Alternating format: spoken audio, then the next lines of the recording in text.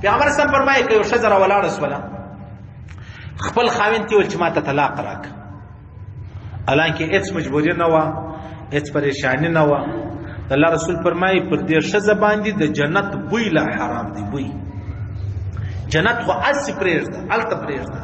د جنت چې بوی دی، د جنت نو د 200 کاله لرې سي یا 500 کاله لرې سي د جنت بوی سړی محسوسولی شي. د الله رسول فرمایي پر دغه زنانه باندې د جنت بوی چې دی هغه حرام دی.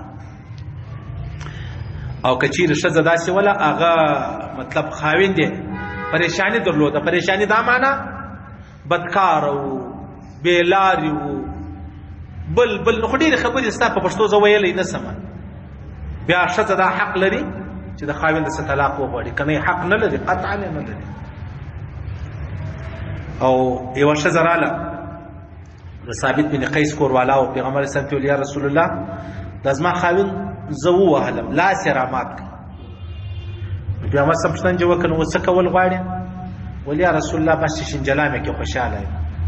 پیغمبر اسلام ته وفرمایل هغه کوم باغ چې تا ته په مهر کې درکړی هغه بېرته واپس ورکوې، خلع به راشي. د نارینه له جانبه طلاق بلل کېږي، د ښځې د خوا چې کومه ده هغه خلع بلل کېږي. مطلب ښځه د خاوند ډېره بېزاره ده، دی طلاق نه ورکوي، هغه بل دی نو ولاړ شي عدالت ته، قاضي لره هغه په مابینځ کې خلع ور وکړي، نو بیا به د ښځې څه پیسې ور واخلي، هغه مهر چې کوم ورکړی هغه به ځینې واخلي، مابینځ کې به جدایي چې د هغه راشي. اوس هېڅ پریشاني نشته، ښځه طلاق غواړي، د الله رسول فرمایي جنت ورباندې حرام دی، د جنت بوی ورباندې حرام دی. نو دغه ښځه هم راغله، پیغمبر صلی الله علیه وسلم ته کیسه وکړه، یا رسول الله دا پریشاني ده. هغه بل حدیث کې راځي ښځه ولراله، پیغمبر صلی الله علیه وسلم یا رسول الله زه د خپل خاوند دا نه وایم چې بې دینه دی، بې لارې دی، بس خو زه د ده اطاعت نسم کولی. یا رسول الله زه اطاعت نسم کولی، ما او د ده په مابینځ کې. بیا پیغمبر صلی الله علیه وسلم ورته وفرمایل چې کوم باغ یې تا ته درکړی دی، مهر یې درکړی دی، واپس یې ورکول غواړې؟ هغه وویل هو بلکل در دې لا زیات ورکومه. بیا په مابینځ کې جدایي چې دغه راوستله. دا معنا نه ده لکه مور پلار راواخه د انسان په هېڅ حال کې نه جلا کېږي. که سړی مړ هم یې مور پلار دی، که سړی ژوندی هم یې مور پلار دی، که مسلمان هم مور پلار، که کافر هم مور پلار، که کوچنی هم مور پلار دی، جدایي نه راځي.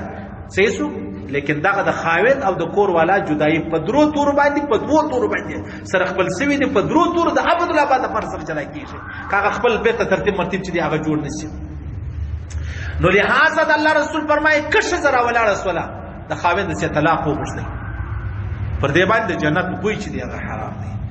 او د الله رسول فرمایي یو سړی ولرالی ویل یا رسول الله زما کور والا ډېر جوابونه را سره وایي، ډېر زبان دراز ده، ډېر جوابونه په پښتو کې جوابونه بولي.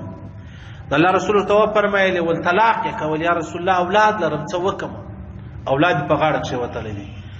ول بس نو بیا نو مه طلاق وه، ټیک ده، صحیح ده، د دې چې کومې خبرې دي پر هغه خاموشي اختیار کا.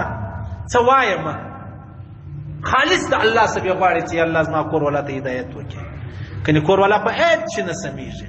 ښه په دا خبره ده چې دا سړی ما ته طلاق راکړي، زه به در په دره سمه، زما به خانه خراب شي، زما به کور خراب شي. د هغه باوجود چې کله د جنګ ځای راشي ښځه به خاوند ته وایي ما ته طلاق راکړه، خاوند ورته وایي زه طلاق درکړم، دا وایي خود یې راکړه ما ته طلاق راکړه، لیکن یوه ګنټه بعد به دغه ښځه بیا ژاړي. که غواړئ ځان د مهمو اسلامي معلوماتو څخه خبر کړئ، د الحاج مولوي نورالدین اغا په نوم فیسبوک پاڼه خوښه او له نورو سره یې شریکه کړئ.